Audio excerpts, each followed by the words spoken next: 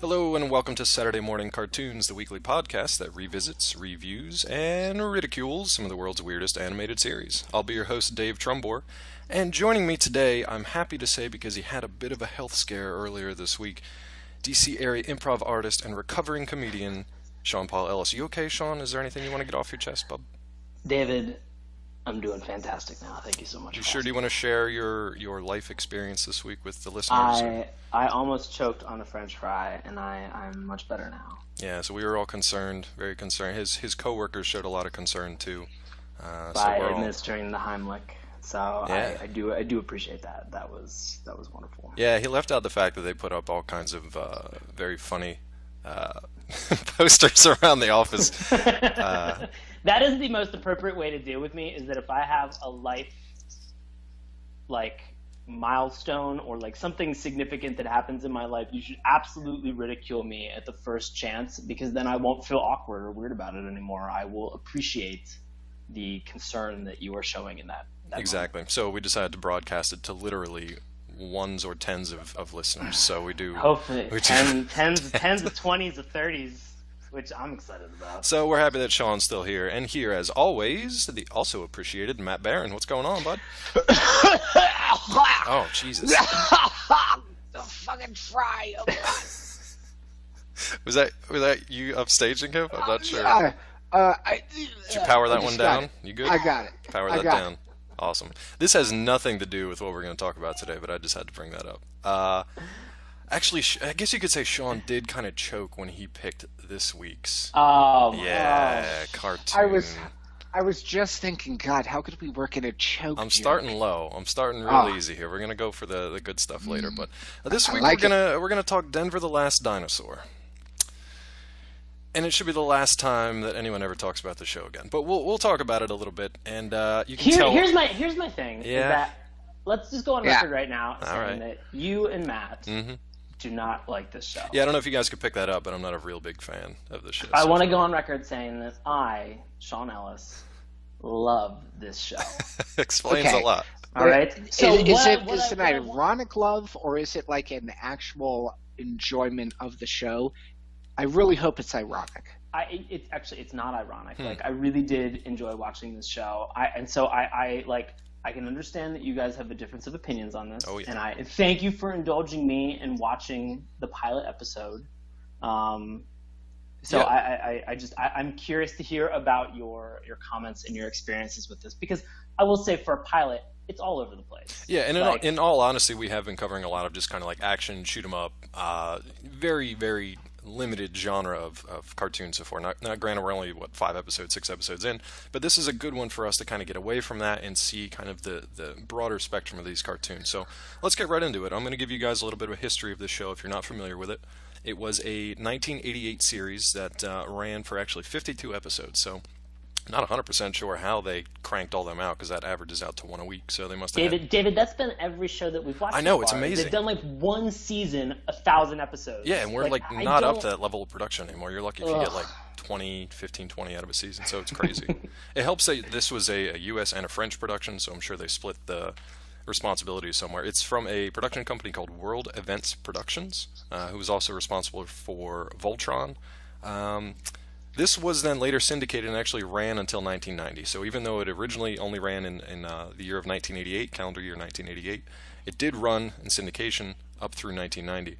One of the reasons it ran for syndication is because it somehow managed a National Educational Association recommendation.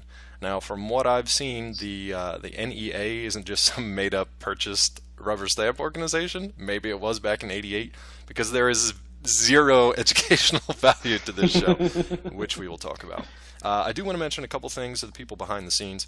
First of all, this was written and created by Peter Keefe, who also wrote and created Widget the World Watcher, which is another kind of obscure one that brought it back to the forefront of my memory when I was researching this show. So that's another one we might come to a little bit later.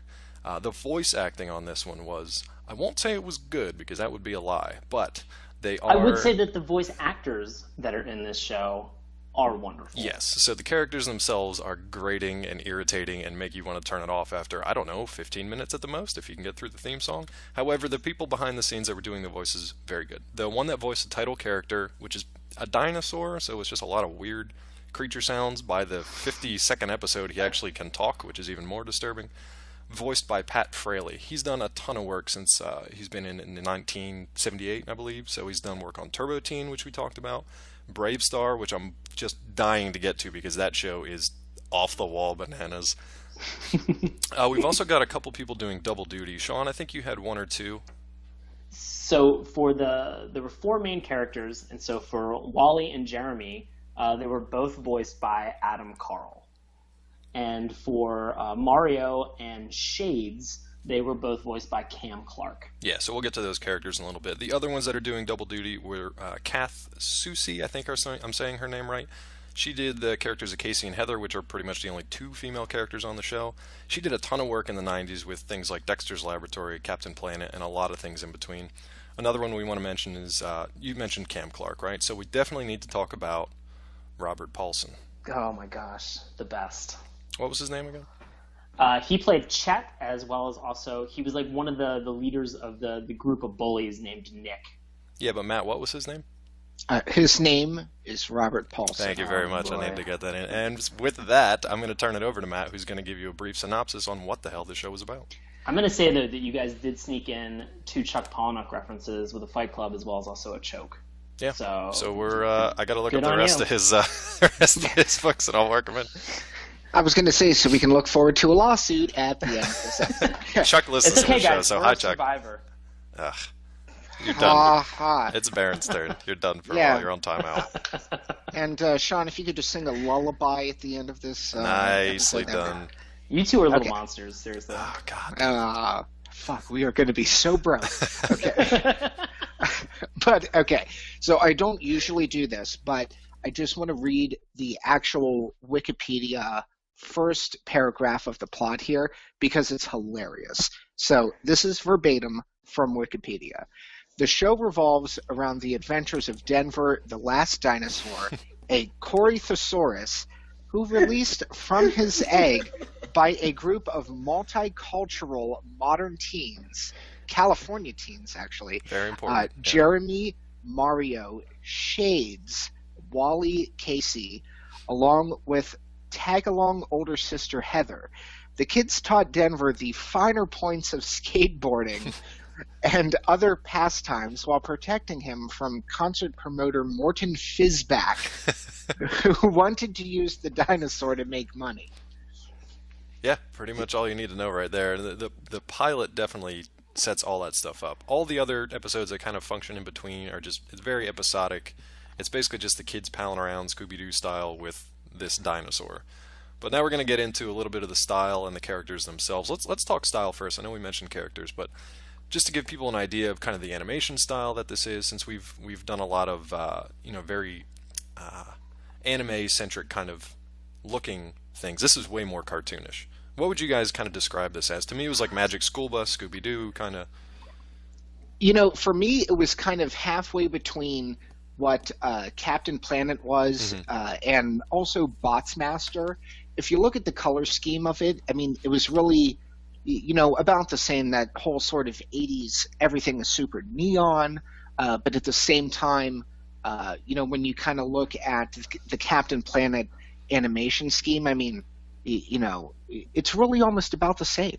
Yeah, there's a lot of just like bold primary colors. The main characters wear the exact same thing for 52 episodes. Yeah, exactly. Yeah, it's like the Doug Funny uniform, Exactly. I mean, did you guys notice that was it Jeremy, like the blonde Californian kid of the pack, always wore a sweatshirt that had the number 1 on it, and then his bike also had a number 1 on it with the exact same color scheme? I did. I'm sad that I did, but I did. I loved it. I loved everything about it. It's the only outfit and bike that he owned, too. That was it. Well, I'm also convinced that Shades was actually blind. So. He could have been. He could have been. Before we get to the characters, though, anything else on like animation style or tone or like comparable shows that you guys? Because when Sean brought this up, I was trying to think like, man, I was having a hard time really thinking of shows that were not really action oriented. They were more either like mystery or more friendship or even educational. Now, I don't consider this an educational show. I mean, especially compared to like Magic School Bus or anything like that. I do not consider it an educational show, and we can talk about that in a bit. But I was having a really hard time thinking of other things that were kind of in this vein. This thing kind of came about because of the boom of people being interested in dinosaurs, because Land Before Time had just come out before this. Right. So it's got a little bit of a similarity to that too. It's weird because like Denver's a very cartoonish dinosaur, but they do flash back to prehistoric times where it's more realistic looking dinosaurs, not necessarily hyper realistic, but more realistic, kind of like Dino Riders style. I mean, just to segue into the character Sure. section of this, like let's get be to honest. it. Yeah. Denver's not really like Denver's kind of like a prehistoric dog. Yeah. He's not really like a dinosaur. He's like what was the one from the Flintstones? What was his name?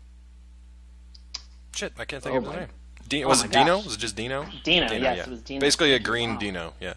He's basically a green Dino, and and here's the thing that makes Denver so great in my mind is that, like, he's hip to all pop culture references that are going on present day. Instantaneously. I mean, like, the second they mention football, like, Denver's just like, oh, I'm a linebacker. Like, I know what football is. Like, the second they put a guitar in his hand, he is what Bobby Fischer is to chess. He is what a dinosaur is to rock. What a music. great description. He's amazing. I mean, it's just... So he's mildly autistic? I could see that, actually, yeah. I don't... it doesn't bother... Like, whatever he is... And this is why I love the show, is that he is a fun-loving, like... He listens to every character that's on there, and whatever is going on with them, like, he responds, and he picks up and supports them in that idea that they're talking about football, if they want to ride skateboards, like, it doesn't matter. Denver's down for whatever. I will say this, yeah, go ahead, finish up. Well, I think that that's the best thing, is that, like, for this group of 4 kids that, like, are... I don't want to say that they're social outcasts, but, like, they're being bullied by this other group of kids, like, pretty regularly in the pilot. Right. Like, it happens, like, 2-3 times. A lot of things happen 2 or 3 times in the pilot because they just recycle it over and over and over. Obviously I'm going to go on record saying that, like, this pilot is, again, all over the place. Yep. And it's a little bit crazy. But, I mean, think about it, like, I keep thinking about it from this, and I know that you hit on, like, the point about friendship, but, I mean, he really strengthens the friendship between these 4 boys that are just, like, they're just trying to have a good time. Like, they're just trying to have a good time and relax and enjoy and bike and skateboard and hang out. And Denver is just like, I'm going to be the glue that, like, keeps you guys together forever. Yeah, and I think that that's beautiful. I think that that's beautiful. And he's actually the least irritating character probably on the show. I don't know, Matt, maybe you feel differently about that, but I really do. And I have to say, going back to the things that happened 2 or 3 times, I had to turn this off about 2 or 3 times in the hour-long pilot. So I have to tell you that I watched it in about 15-minute chunks over the course of about 2.5 weeks. Yeah, no reason for that thing to be an hour. No idea why they did that. But let's give you guys a little bit of background on the other characters besides Denver. I want to talk about the narrator really quick because I think she only shows up for the pilot to kind of walk the idiot kids through what's going on the show. Probably the most irritating part of the entire pilot. I had a really tough time with that.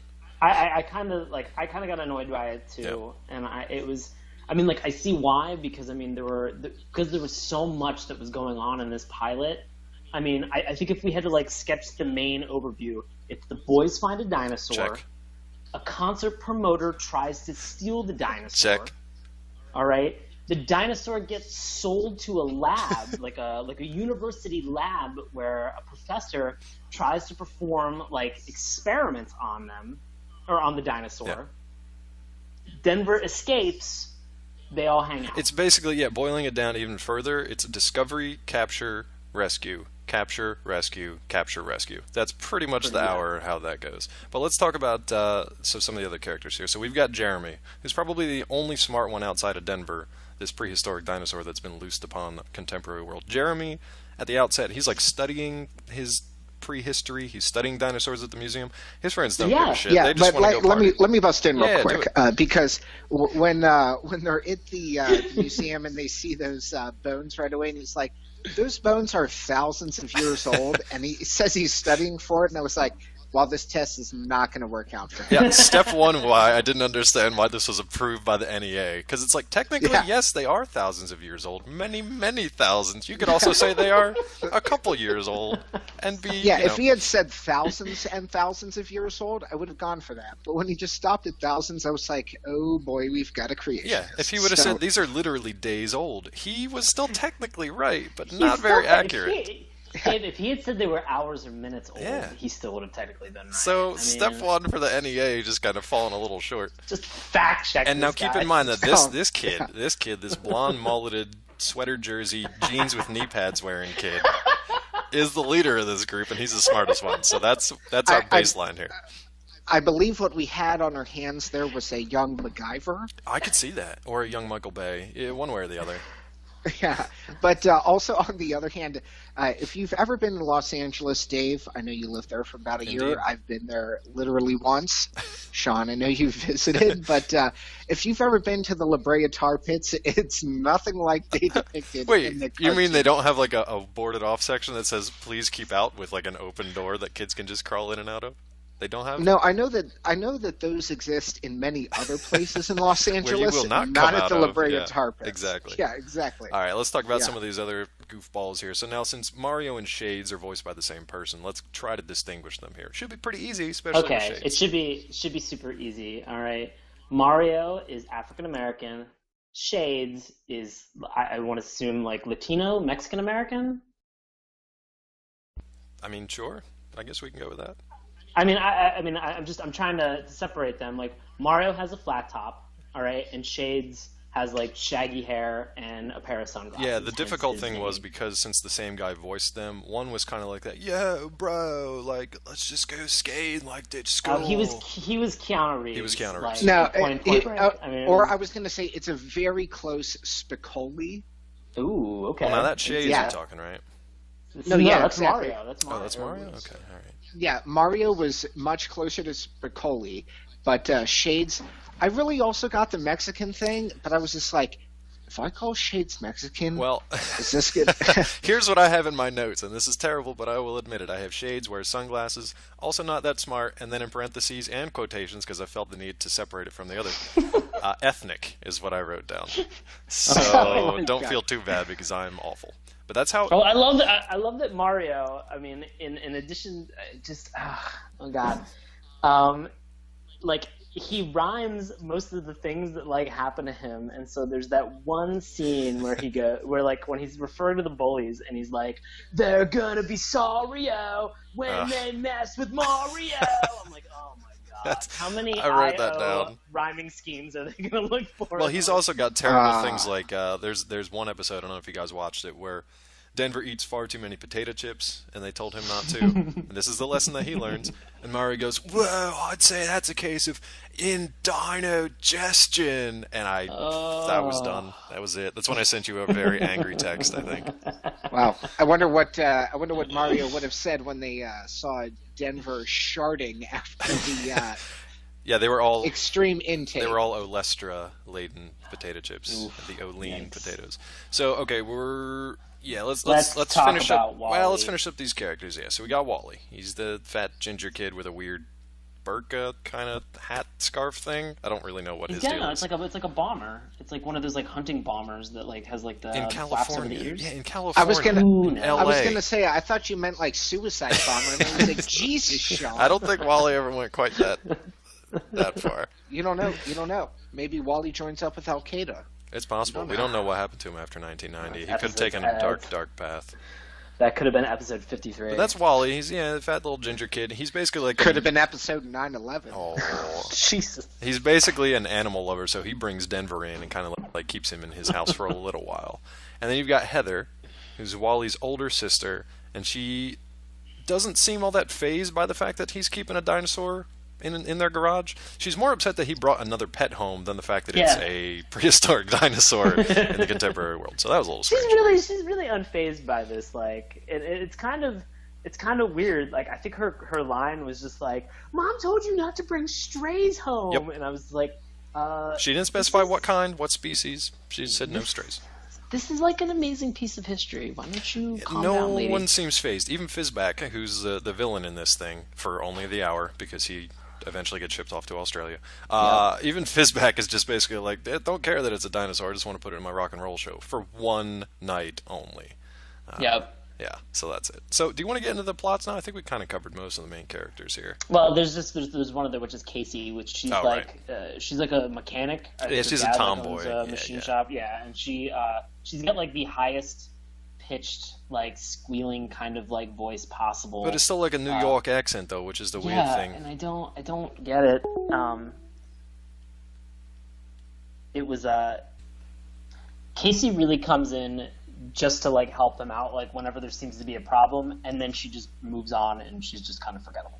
Yeah, she'll come up, she pops up later on, and there's like lessons to be learned, because like the boys are ignoring Casey again, but they seem to forget that over and over again, so I don't know what the deal with that is, but yeah, speaking of plots, let's get into the pilot, because someone decided that it needed to be an hour, even though, like we said before, they recycle the exact same actions over and over and over again.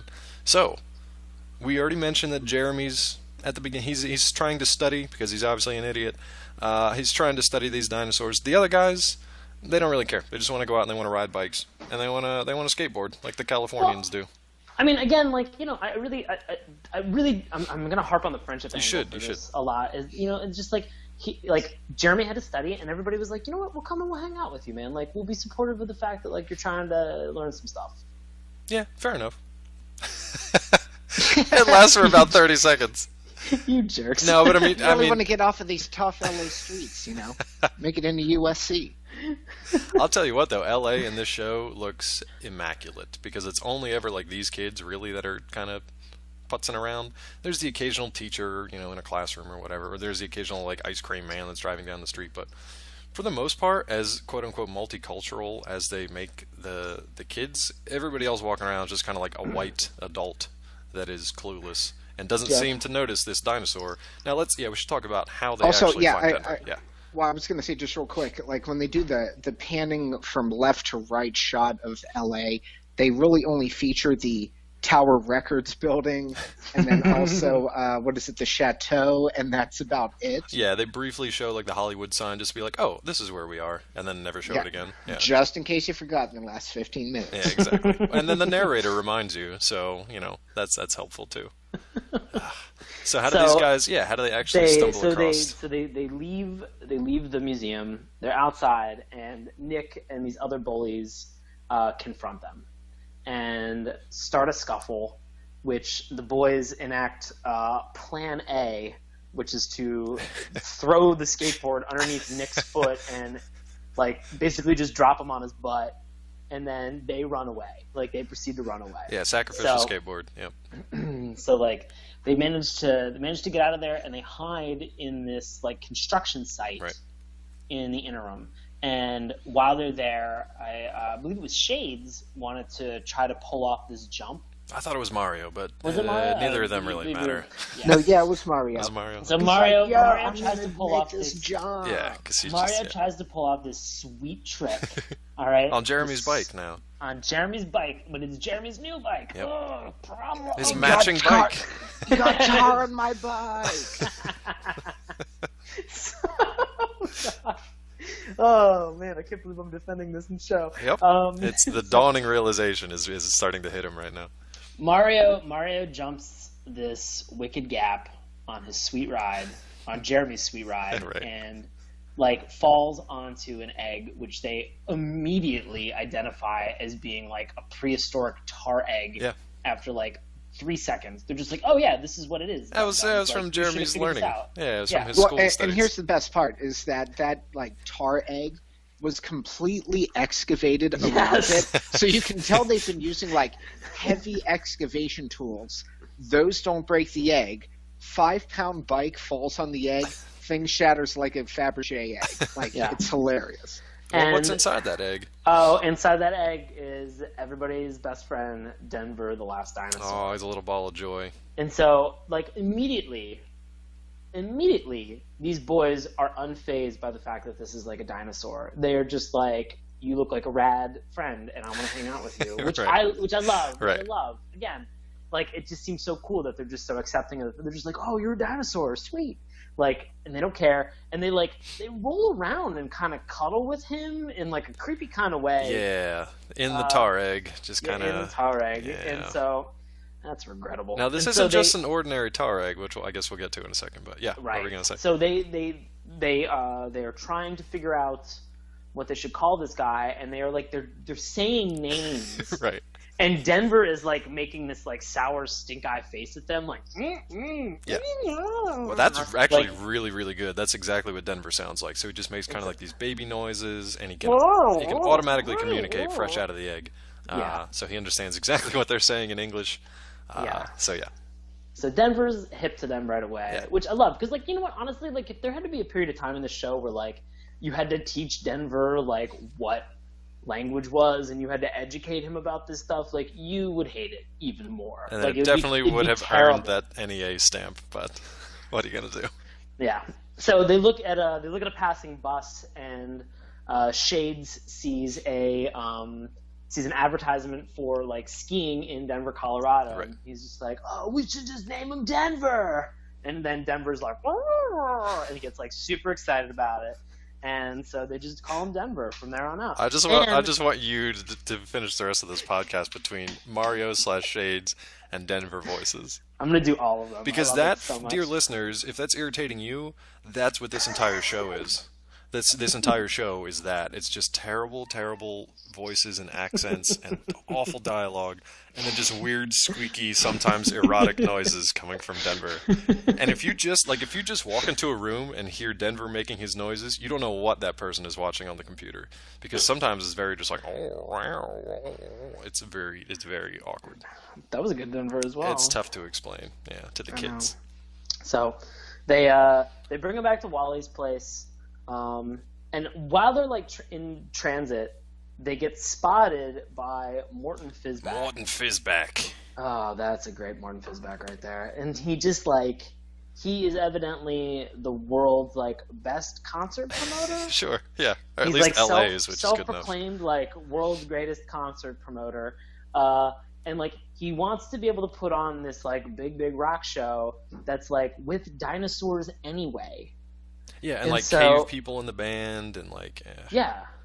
And so he's like looking for. So he's in the museum trying to purchase. Oh, that's right. I forgot he tried to buy like a skeleton. Yeah. Yeah. I don't actually think that was I think it was a library, and I think that the curator that was there, or the librarian, says that it was on loan from the museum. Oh, I see.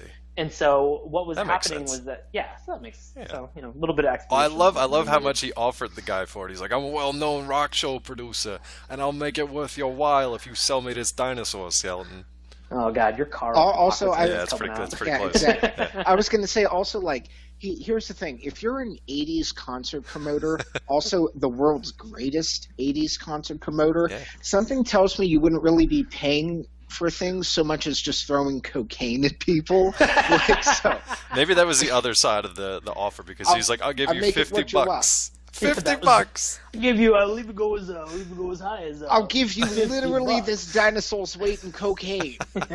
That was the other side of the offer. Yeah. You know, if you're reaching to make a concert happen with dinosaurs or like skeletons, it's like you must be really scraping the bottom of the barrel. Like Motley Crue must have moved on. You know, like fucking. It was just ridiculous. Like the world's greatest concert promoter is trying to buy skeletons and like promote dinosaurs. From a fucking library, not even the museum. Duran with dinosaurs. With dinosaurs. Ugh.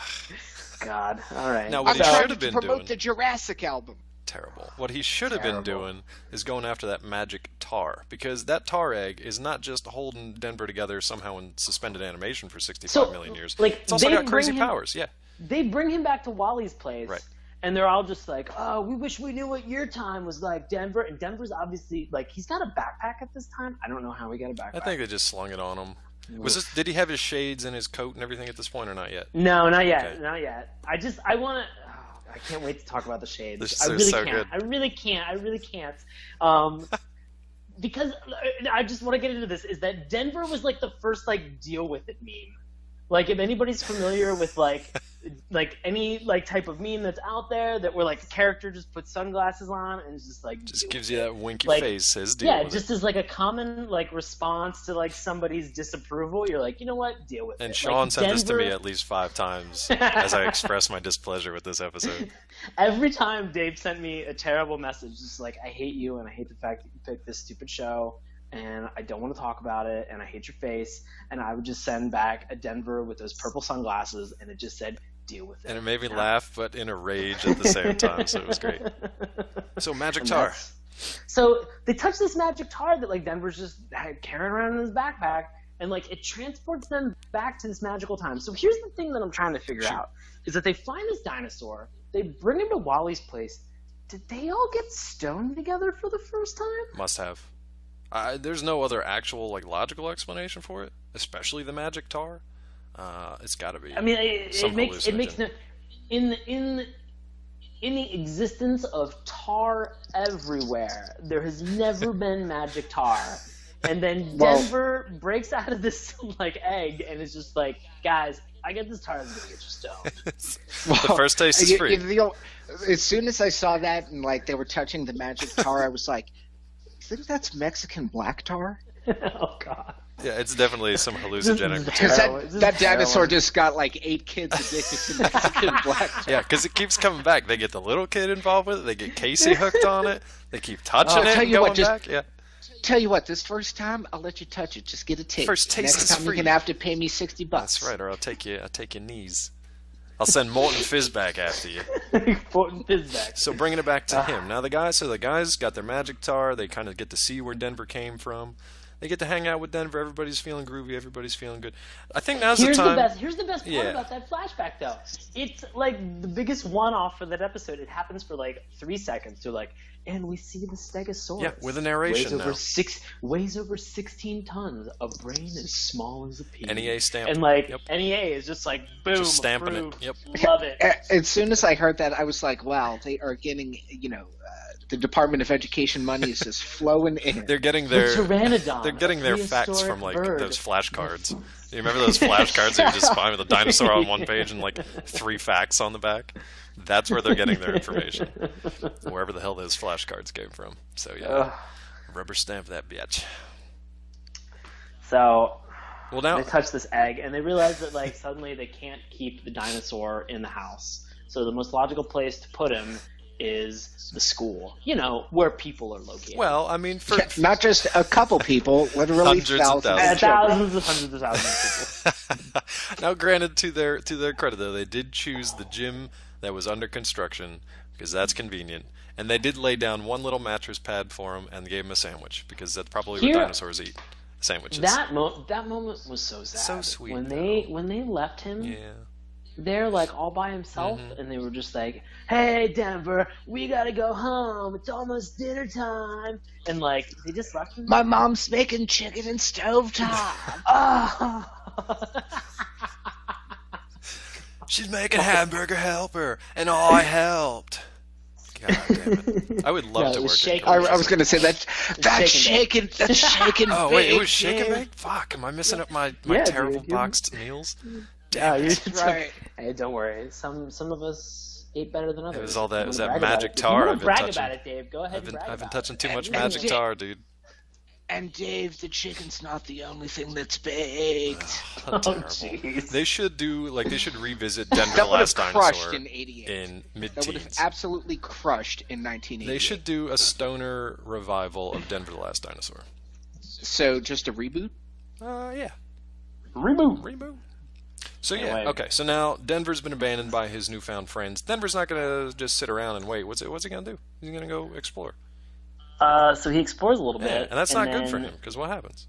Well, what happens is like flash forward to like the next day, like he stays in the gym all night, and then the next day he kind of like ventures out like while the kids are in class and like surprises Wally like outside. Yeah, and at that I need to point out at that moment I was so pissed at this show that I was keeping a laugh counter.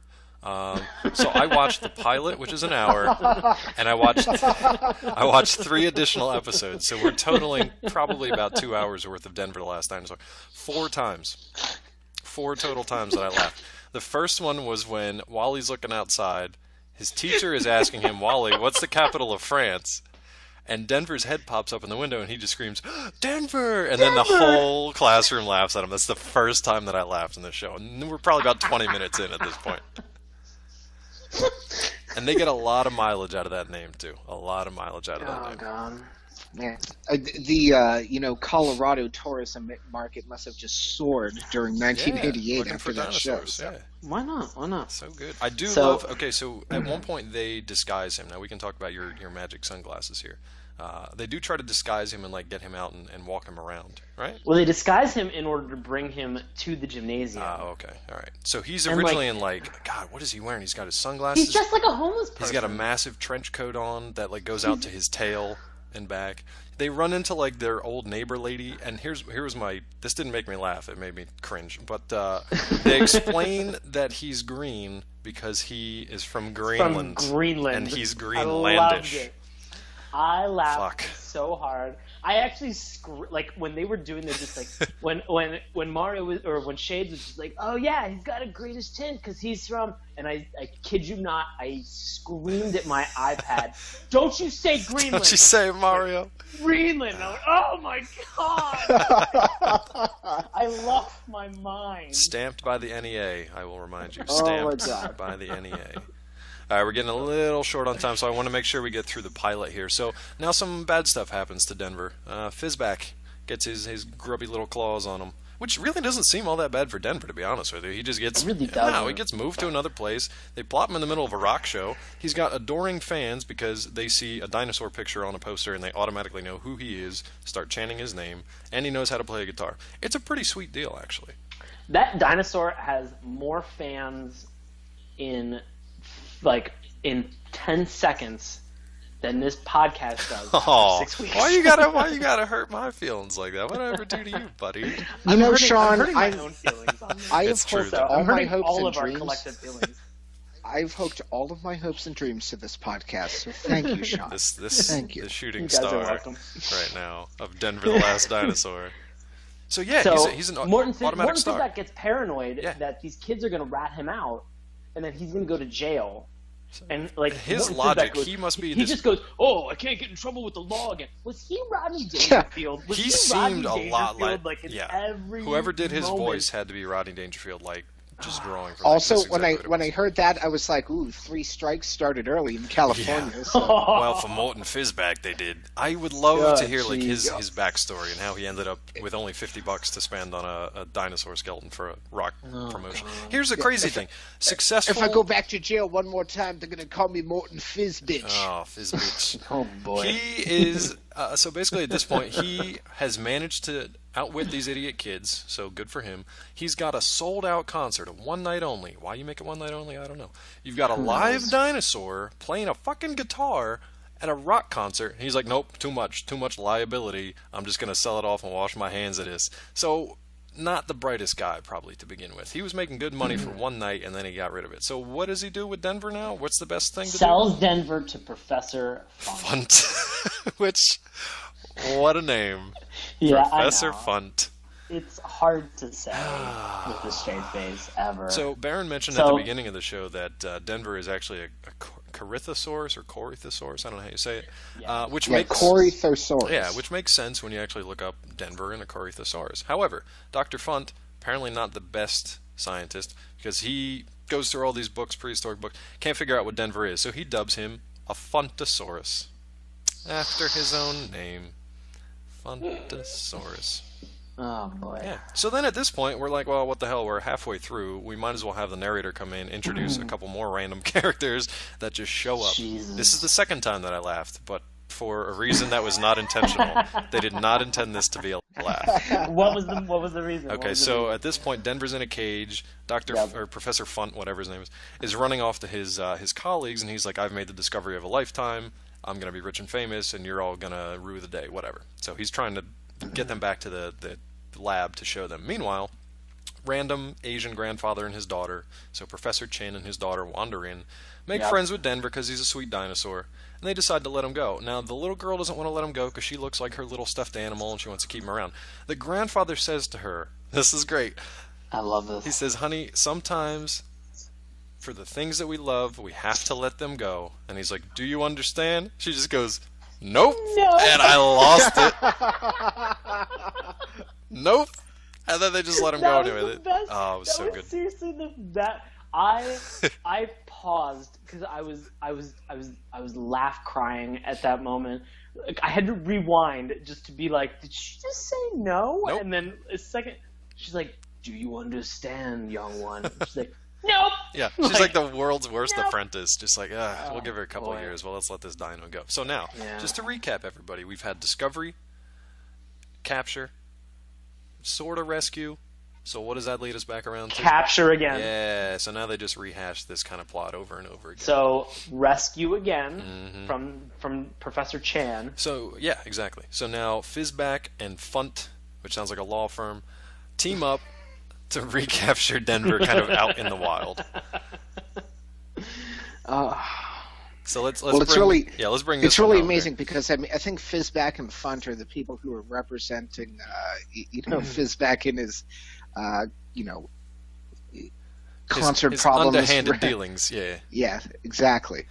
So I don't think we'll get to this one today, so I want to let you know the last episode. Oh man, I can't remember the name of it. Some terrible pun on snow. He comes back in the last episode, and he and Dr. Funt, Professor Funt, make a weather seeding, like a cloud seeding machine, to make it snow in L.A. Why? Not because he's like Doc Terror or anything like that. Because he wants to sell overpriced snow shovels to the people of Los Angeles. In 52 episodes, this is as far as his business ambition has reached at this point. You know what, Dave, you do what you know. Oh my and God. If he knows snow shovels, you know what? I support $100 a snow shovel. I support that direction Highway robbery. for his business venture. So I'm glad so what happens at the end of this pilot here? We'll wrap this up because we're getting short.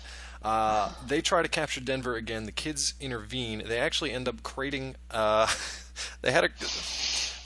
had a crate ready for Denver. They end up tossing him into the crate with his goons, and they ship him off to Australia. How did they get him into the crate? Well, go ahead. I'll let you do that because I don't remember all the nitty-gritty. Because Denver gets on a skateboard and hits Fizback with his tail and sends all of them into the crate. Physics at work. Casey, young, tomboy, engineer, machinist, tomboy, Casey jumps up on top of the crate and they're like, nail it shut. Yep. And she just does it. Seal that fat bastard up. She just does it. Like, what a psychopath that she's just like, I'm just going to nail these people inside this crate. Stamped by the NEA. So Stamp, seal, and deliver. They send him off to Australia. I'm assuming he shows up at some time in the interim between the first and last episode, but there you have it. Now, in a nice, Sean, I'll give you another chance here to bring home your friendship point, because there is another run-in between the two gangs, and Denver kind of overheard his own gang telling him, like, man, these guys are upset that they lost Denver. So go ahead and bring it home. All right. Yeah. So Denver now is a free dinosaur, and he is attempting to, and they explain it that like most animals, like dinosaurs as well, they have the ability to kind of find their way back home. And so Denver finds his way back to the park where the four boys are playing basketball. And like whatever the amount of time is that has elapsed, maybe like 24 hours, these boys they're upset. They're upset about what's going on, and they're trying to move on with their lives, and they're trying to figure out and like cope with with the grief of like losing this dinosaur. And I think it was either Shades or Mario. It doesn't matter because they're both voiced by the same guy, and so it's almost indistinguishable. And so one of them says, one of the ethnic people in the show. You were doing fine until you said that. Shut up. So one of the ethnic people says, like, it doesn't matter. They're just like, let's just move on with our lives. And Denver overhears it, and being the savvy English-speaking dinosaur that he will become, a sensitive soul, understands it and is upset. He is, rightly so. And Denver is just like, you know what? Like, I need some time to think, and I need some time to process this. Not too much time, though, because... pretty much, he needs, like, 15 seconds, because Nick and these other bullies, appear, and they start harassing these boys, and they surround them, and they're getting ready to beat them up, and Denver shows up and saves them. And Denver is immediately just like, oh my gosh, like, you know, I wanted to save you guys. And the four boys, like Wally, Jeremy, Mario, and Shades, are just like, you're the best, Denver. We can't live without you. And that's pretty much it. Iris out. And I love it. And that's just, I mean, that's NEA stamped and approved. So that's the pilot. I do want to give you guys, if you're interested in watching more of this show, that's the only nice way for me to put it. I had a tough time with it. If I maybe was watching it when I was like 5 when this came out, I might have been okay because it was kind of for like, definitely for a younger audience. So well, how old were you in '88? '88, I was 5. Okay. Yeah. So I think me and Baron were same age. So yeah, we might have watched it then, or even in early like syndication. So, but I wouldn't have watched it in like the mid '90s if it had come on because it wasn't like for our age range. I will give you a little bit of so another couple episodes. The next one was called In the Chips. All right, In the Chips. Jeremy is working. This is the potato chip. This is the potato chip one. Jeremy is working at a grocery store. They have some weird potato chip emergency. It is the biggest pile of fucking potato chips I've ever seen in my life because it's a 6-foot tall pile of potato chips that are just like in the warehouse that Jeremy has to clean up. So at the beginning, they're trying to feed Denver like a salad. He's turning his nose up at it. He doesn't want to eat it. He wants nothing to do with it. He will, however, eat an entire warehouse full of chips. Then they give him Alka-Seltzer at the end of the episode, and he's fine. That's all that happens in the entire show. And then Casey like takes this dream journey / maybe she actually went there because she fell asleep in the magic tar egg. Not making this up. She goes back, befriends a baby triceratops, and then falls through quicksand in order to come back to contemporary times. And the guys learn not to take her for granted. Those are the 2 lessons. Don't eat a lot of chips. Don't fall asleep in a magic tar egg. Pretty much it. Another episode called Video. That's how it's spelled. That was the best. Yeah, ever. The kids want to shoot like a music video, but they can't agree on what to do. So they all argue and they go their separate ways. Denver takes the video camera, and he managed to capture evidence of an illegal chop shop run by tow truckmen Otto and Wrecker. Oh, yeah, boy. So that's what that was. And let me check my laugh counter here. I think I missed 2. Oh, there was one where the scientist, Dr. Funt, checks Denver's reflexes, and Denver whacks him with his tail and sends him flying into a wall. That made me laugh. You're up to 3 right now. That's 3. So then the 4th one is during Video. Mario, because they're all arguing about Mario wants to do like a stunt thing, like an Evel Knievel kind of thing. Shades, I think, wants to do kind of like a Miami Vice kind of like detective kind of thing. It's all terrible. And then Mario says, whoa, this whole thing's getting overproduced, like too Hollywood. And I don't know why. I was probably delirious at that point. But I laughed. And that, my dear friends, is the 4 episodes I watched with my 4 total laughs.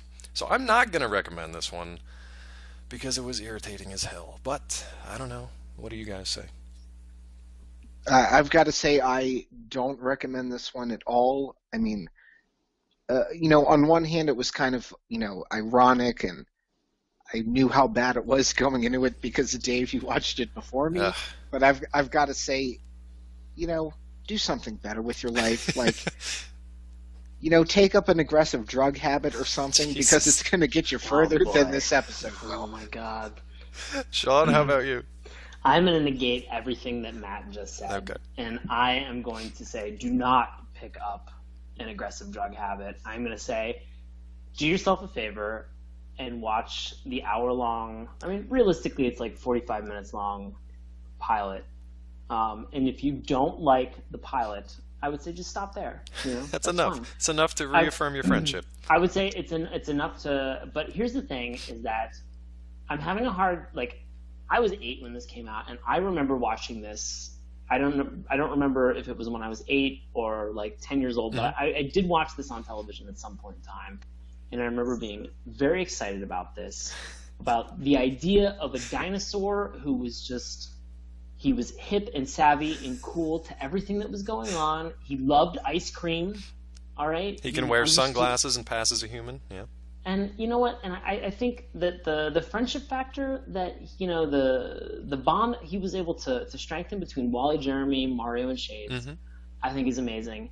I think for a lot of cartoons that were around that time, that you didn't get something that was as like simplistic in terms of like its friendship vibe as Denver the Last Dinosaur. And so I enjoyed watching this for the nostalgia, and then separately because I mean there were a lot of elements that were like, I mean, the friendship and kind of like leaving Denver alone by himself and sort of like the loneliness that he felt. Like, I mean, there were some like stronger adult themes that were kind of under the surface for this plot, and maybe I'm reading too much into it. I think you might be. And I don't.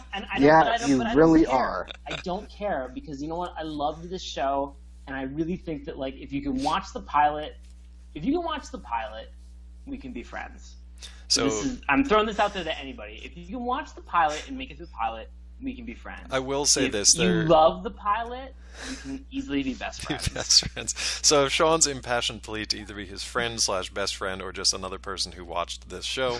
If that has reached you, you can actually watch all the episodes of Denver the Last Dinosaur currently on, I believe, Hulu Plus. I don't know if they're on the regular Hulu or not, but I watched them on Hulu Plus.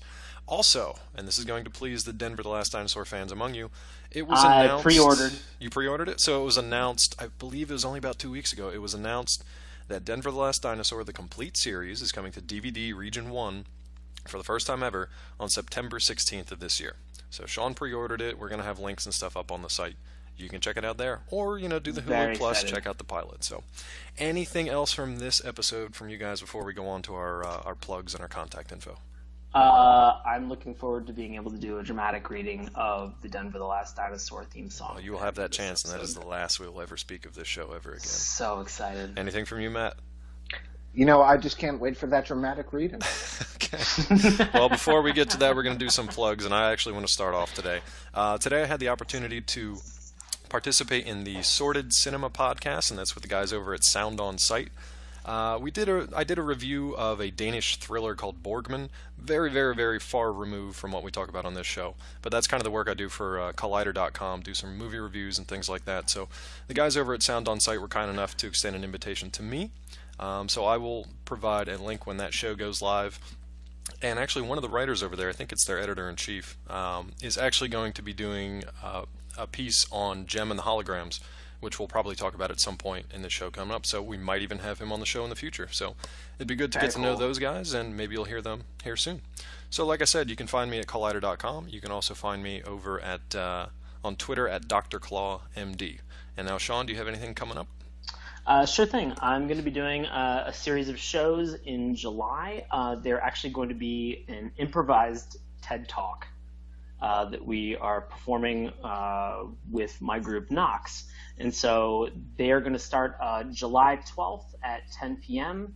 at Source Theater in Washington, D.C. You can find out more information about those shows at WashingtonImprovTheater.com. And there are like 6 shows total. I don't have the entire list, and so it doesn't matter anyway. Well, we'll have that info up, yeah. Yeah, you can find me on Twitter and Instagram at Sean Paul Ellis. If you want to be his best friend. If you want to be my best friend, just send me a message with a Denver-related deal with it meme, and I will just digitally high-five you from now until the end of days. So that's worth it there, kids. Matt, anything coming up for you, and let the folks know where we can reach you? Nothing coming up for me right now, but you can reach me at MattSF07 on Twitter. Matt actually does have something coming up. He will let you know what you're going to be listening to next week, because can't wait. The next episode is going to feature Darkwing Duck. That's a good one, guys. It's a good one. Let's get dangerous.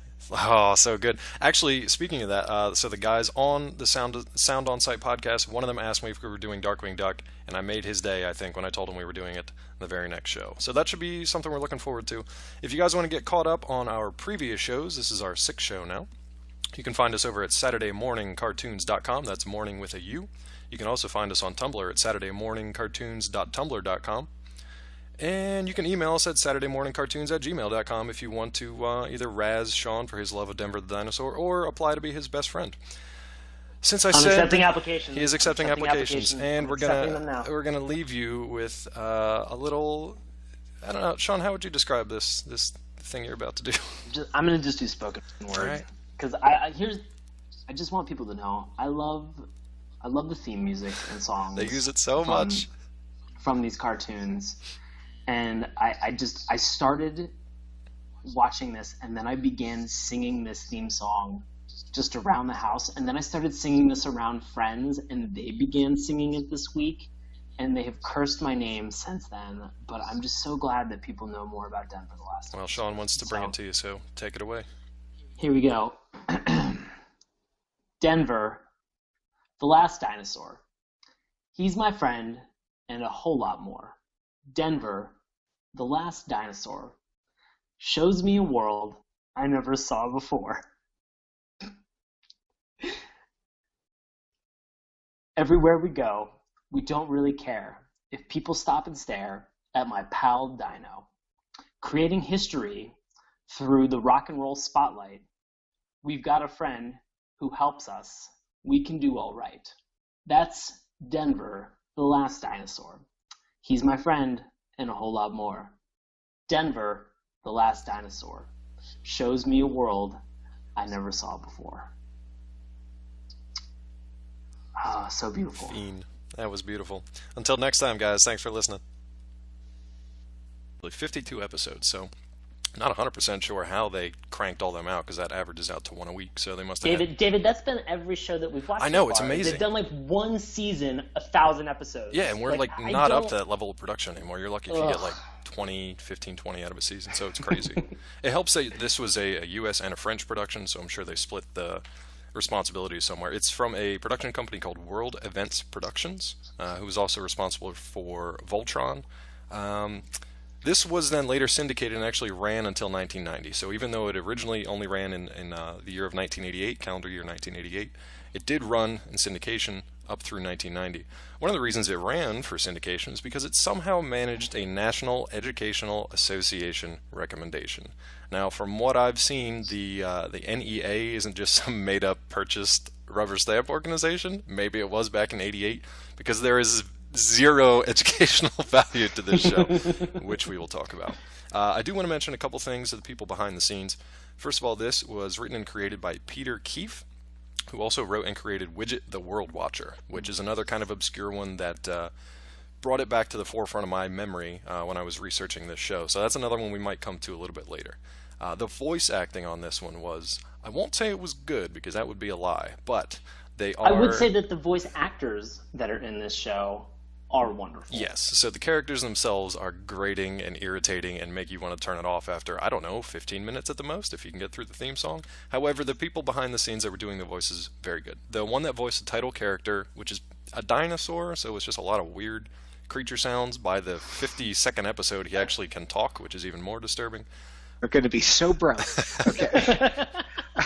But, okay, so I don't usually do this, but I just want to read the actual Wikipedia first paragraph of the plot here, because it's hilarious. So this is verbatim from Wikipedia.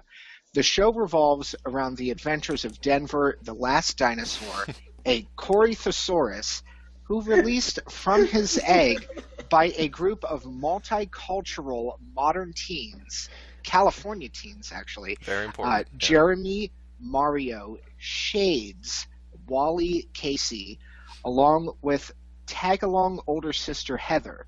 The kids taught Denver the finer points of skateboarding and other pastimes while protecting him from concert promoter Morton Fizback, who wanted to use the dinosaur to make money. Yeah, pretty much all you need to know right there. The pilot definitely sets all that stuff up. All the other episodes that kind of function in between are just, it's very episodic. It's basically just the kids palling around Scooby-Doo style with this dinosaur. But now we're going to get into a little bit of the style and the characters themselves. Let's talk style first. I know we mentioned characters, but just to give people an idea of kind of the animation style that this is, since we've done a lot of very anime-centric kind of looking things. This is way more cartoonish. What would you guys kind of describe this as? To me, it was like Magic School Bus, Scooby-Doo, kind of. You know, for me, it was kind of halfway between what Captain Planet was and also Botsmaster. If you look at the color scheme of it, I mean, it was really, about the same, that whole sort of 80s.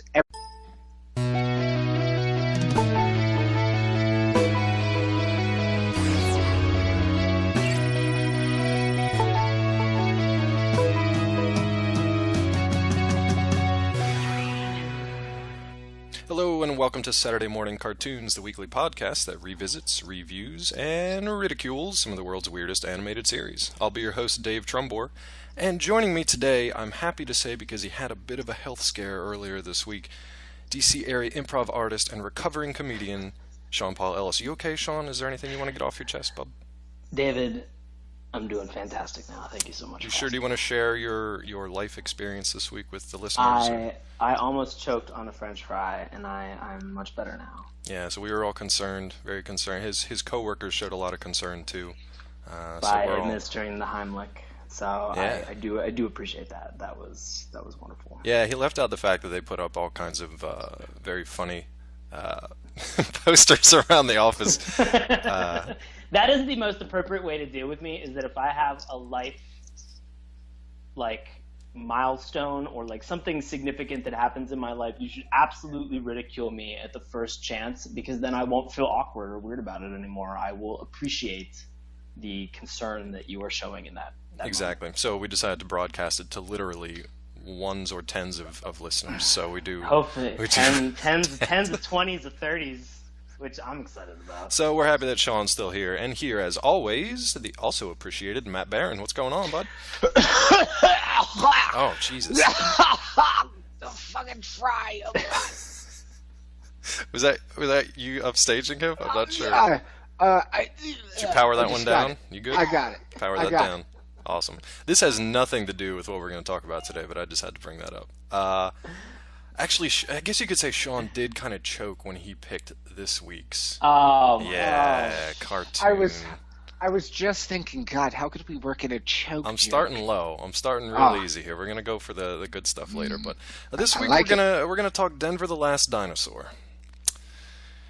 And it should be the last time that anyone ever talks about the show again. But we'll talk about it a little bit, and you can tell. Here's my thing. Yeah. Is that let's just go on record right now saying that you and Matt do not like this show. Yeah, I don't know if you guys could pick that up, but I'm not a real big fan of the show. I want to go on record saying that I, Sean Ellis, love this show.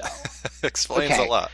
All right. So is it an ironic love, or is it like an actual enjoyment of the show? I really hope it's ironic. It's not ironic. I really did enjoy watching this show. I can understand that you guys have a difference of opinions on this. Oh, yeah. And I thank you for indulging me in watching the pilot episode. I'm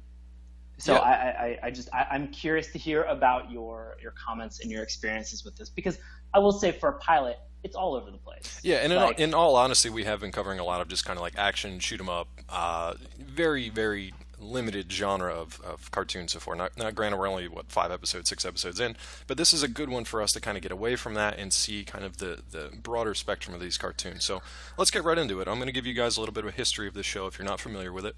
It was a 1988 series that ran for voiced by Pat Fraley. He's done a ton of work since he's been in 1978, I believe. So he's done work on Turbo Teen, which we talked about, Brave Star, which I'm just dying to get to because that show is off the wall bananas. We've also got a couple people doing double duty. Sean, I think you had one or two. So there were 4 main characters, and so for Wally and Jeremy, they were both voiced by Adam Carl. And for Mario and Shades, they were both voiced by Cam Clark. Yeah, so we'll get to those characters in a little bit. The other ones that are doing double duty were Kath Soucie, I think I'm saying her name right. She did the characters of Casey and Heather, which are pretty much the only 2 female characters on the show. She did a ton of work in the 90s with things like Dexter's Laboratory, Captain Planet, and a lot of things in between. Another one we want to mention is, you mentioned Cam Clark, right? So we definitely need to talk about Robert Paulson. Oh my gosh, the best. What was his name again? He played Chet, as well as also, he was one of the leaders of the group of bullies named Nick. Yeah, but Matt, what was his name? His name is Robert Paulson. Thank you very much. I need to get that in. And with that, I'm going to turn it over to Matt, who's going to give you a brief synopsis on what the hell this show was about. I'm going to say, though, that you guys did sneak in 2 Chuck Palahniuk references with a Fight Club, as well as also a choke. Yeah. So we're I got to look up the rest of his books, and I'll work them in. I was going to say, so we can look forward to a lawsuit at the end of this episode. Chuck listens to the show, so hi, Chuck. Survivor. Ugh. You're done. It's Baron's turn. You're done for a while. You're on timeout. And Sean, if you could just sing a lullaby at the end of this. Nicely done. You two are little monsters, seriously. Oh, God. Fuck, we